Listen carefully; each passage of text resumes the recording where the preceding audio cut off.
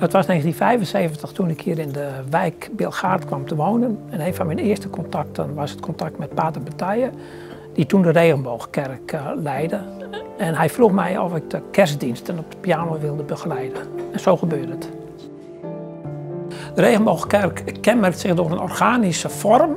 En dat is heel opvallend binnen een hele strakke en rationele structuur die de stedenbouwkundige opzet van de wijk Bilgaard kenmerkt. Het gebouw heeft een heel open toegang en rondom het gebouw is oorspronkelijk een zogenaamde Louis Leroy-tuin aangelegd. Een natuurlijke tuin waarvan je de restanten nu nog terug kunt zien.